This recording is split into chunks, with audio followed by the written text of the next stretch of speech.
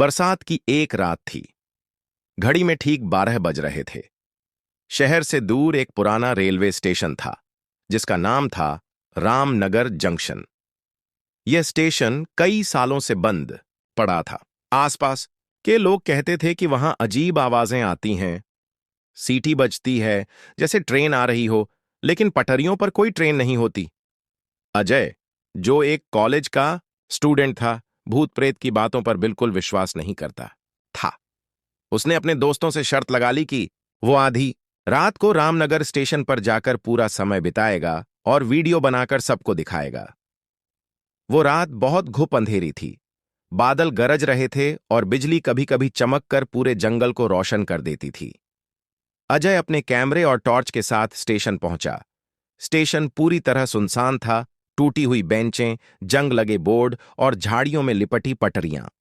अजय ने कैमरा चालू किया और बोला, देख लो दोस्तों, यहां कोई भूत नहीं है, ये सब अफवाहें हैं। इतना कहकर ही अचानक उसे दूर से ट्रेन की सीटी सुनाई दी। अजय ने चौंक कर देखा, लेकिन पटरी पर कोई रोशनी या इंजन नहीं था, केवल हवा का तेज झोंका आया और सन्नाटा छा गया। अजय ने हिम्मत दिखाई और प्लेटफॉर्म पर आगे बढ़ा। अचानक उसके टॉर्च की रोशनी एक पुराने गार्ड यूनिफॉर्म पहने आदमी पर पड़ी। वह धीरे धीरे उसकी तरफ आ रहा था। अजय ने पूछा, आप कौन हैं? यहां कैसे? उस आदमी ने ठंडी आवाज में कहा, मैं गार्ड हूं इस स्टेशन का, और मैं हर रात अपनी ट्रेन का इंतजार करता हूं। अजय को अजीब लगा, क्योंकि रामनगर स्टेशन पर सालों से कोई ट्रेन नहीं रुकती थी। तभी पीछे से पटरी पर लोहे की घर्षण की आवाज आई। अजय ने पलटकर देखा। वहां एक पुरानी ट्रेन खड़ी थी जिसमें कोई रोशनी नहीं थी। खिड़कियों से अंधेरा झांक रहा था। गार्ड ने कहा, यही है वो ट्रेन, आत्माओं की ट्रेन। इसमें सिर्फ वही चढ़ते हैं जो जीवित नहीं होते। अजय डर के मारे कांपने लगा। तभी उसने देखा कि डिब्बों की खिड़कियों से सफेद कपड़ों में लोग झांक रहे थे। उनके चेहरे पर आंखें नहीं थीं, सिर्फ काली खाली जगह। एक महिला की आवाज आई, हमारे साथ आओ, हमारे पास आओ। अजय ने पीछे हटना चाहा, लेकिन उसके पैर जैसे जमीन में धंस गए हों। गार्ड ने आगे बढ़कर उसका हाथ पकड़ लिया। उसका हाथ बर्फ की तरह ठंडा था।